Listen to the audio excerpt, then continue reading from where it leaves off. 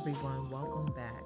So we are going to get right into it with seeing me do my the usual foundation routine, which if you refer to my other videos, you will see me using setting powder, and then after using the setting powder, I do mix my primer and my foundation together, and sometimes I will take my sponge and put it in the freezer so it can get cold, because I do got big pores a little bit, kind of, sort of, however you want to look at it. And then I take my sponge out the freezer and we go to work. But you will notice here I am going to town, and this time for this look today I felt like full-on glam. So yes, it's a little thick, it's a little cakey, but why not? My other two videos were kind of like you know, light makeup for the light wear, but today we are doing a full-on glam look. And be sure to let me know in the comments if you like my full-on glams, if you want to see more of them, less of them, what type of looks you want to see, so we could cover all grounds, which I plan on doing anyway. But everybody has their preference, but nonetheless, regardless of your preference, just know it is makeup. If there's ever something that you do at home and you don't like it, just wipe it off and start again. Practice, practice, practice. So what you see here, I have used my concealer, and I have taken the back of my sponge, which has some of my foundation left on it a little bit from applying my foundation, and I'm just blending in my concealer. Like I said, this is a full glam look, so we did cake on the concealer.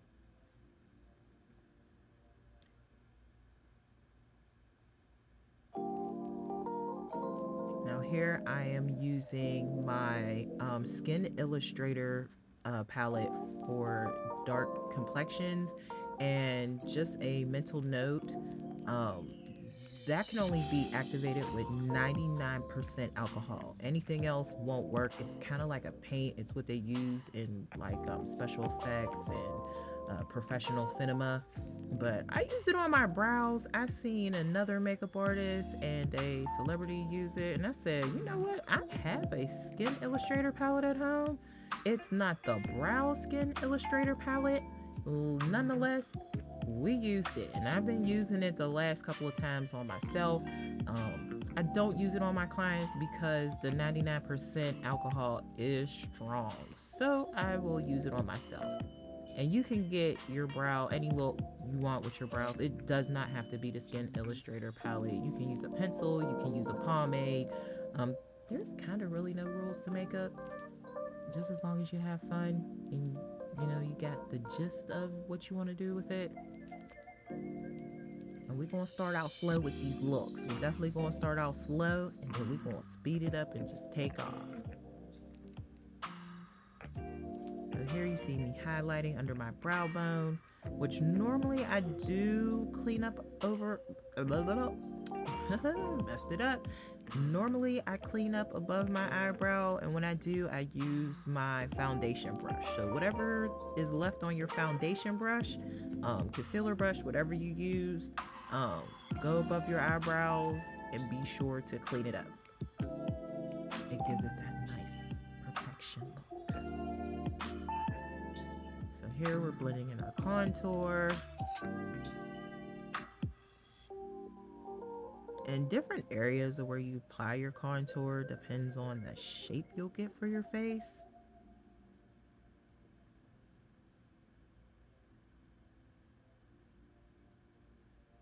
And you want to make sure when you apply everything, no matter what type of brush you're using, what type of sponges. My weapon of choice for brushes are the Sigma brushes. I have been using them since I started, and I fell in love with them, so I never decided to change what I was using. You know what they say, if it's not broke, exactly. So we are sticking to what we know, and it works.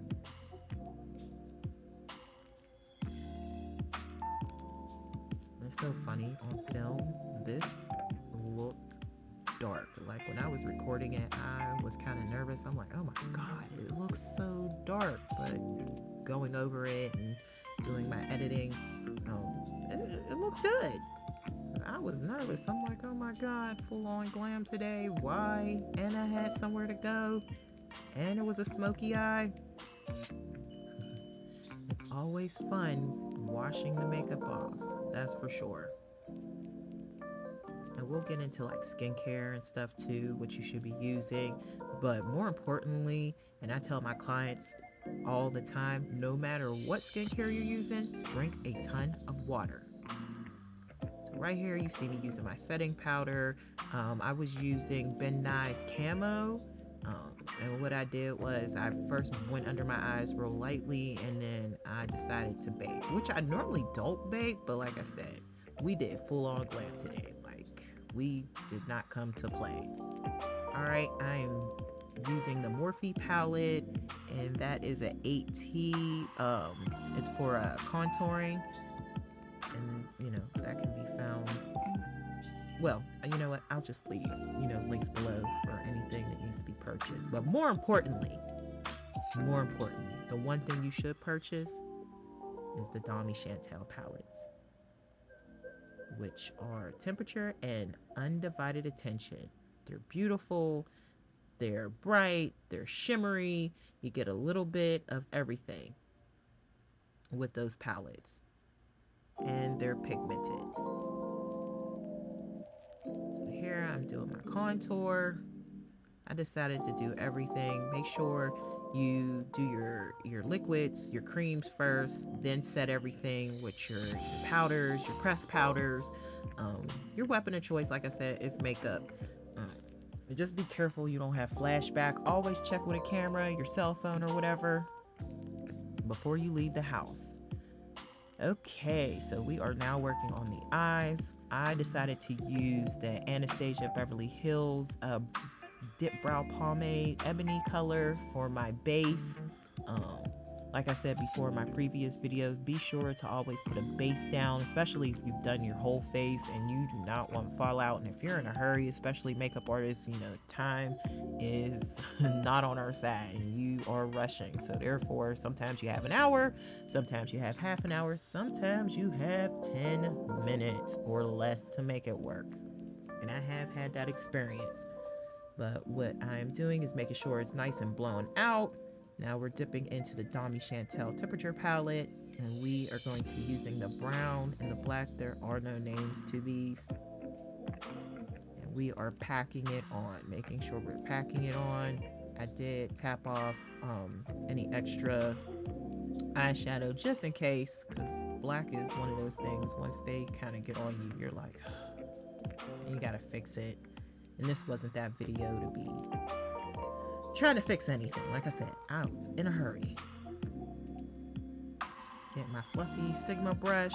I don't know the number at the moment. I'll be sure to try to put the brush numbers in the description below. But if I don't, please don't kill me.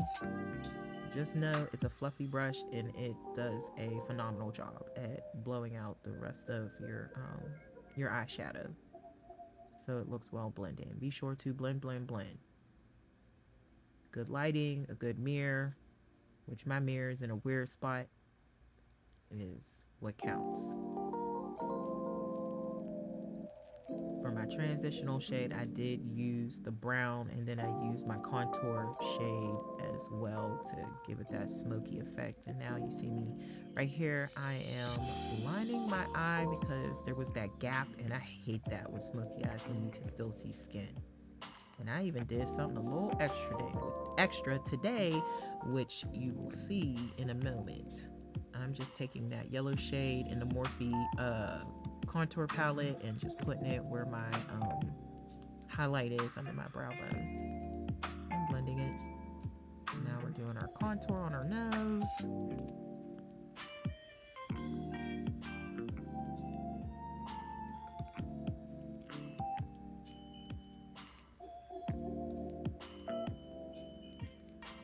And we are dusting off the highlight. So I took NYX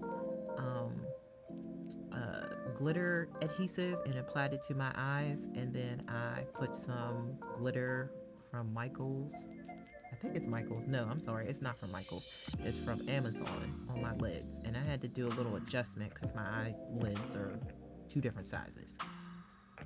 Alrighty, the dreaded eyelashes. I did this one slightly on camera. If you would like to see how I do my eyelashes, please be sure to refer to my other videos. I will eventually do an in-depth video, but if you are a client, you already know I tell you how to do your lashes all the time, because I get that question, Dom, how do you do your lashes? Very carefully and never rush. And it seems that when I'm rushing, it never works. Are little tips and tricks. Like the one tip, if you can see, it looks like by my inner tear duct, it's kind of not attached to my lid. So what I normally do, I tell my clients to do it too, is to look down and over towards your ear, which makes the inside of your lid flat, and it makes it easier to make sure there's no gaps in between your lash line and your lash. That way you can't see through it. See, it looks attached. Even though it's going kind of fast, you can still see it. It's now not floating. It's not a floating lash. And you definitely don't want it floating or just sitting on top of your actual lashes, destroying them. So remember earlier I said I did a thing? This was the thing.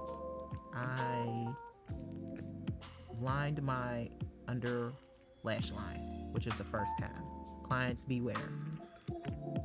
It's like, no, I wouldn't do that to my clients. I wouldn't do that to y'all, because I know you're not going to sit there for it. So I'll just do it to myself, and you guys can just watch. And if you would like me to do your upper waterline, we can do that. Or lash line. I'm sorry, your upper lash line. Look at me. So now we're just blending the black. I left the powder under there to catch any fallout. And powder, the setting powder is a magical thing. It also gives it like a nice airbrushy look too. Now we're going to just dust it all off. Using that yellow color from the contour palette, the Morphe Contour palette.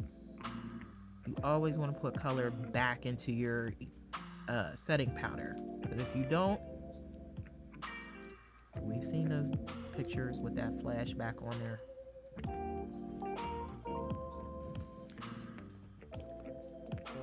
Also me cleaning up my jawline underneath my contour, and there's still that powder on there. I even use it there, and then I even dip back into my pressed powder.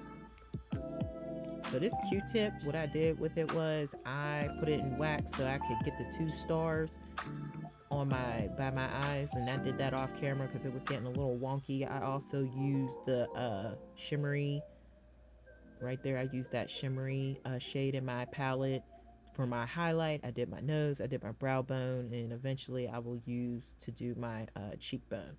That one color I love, but depending on the light, depends on what it looks like, because it's an iridescent color, even though it doesn't look like it on camera, but it is. But it's still pretty. I just didn't want to use it today.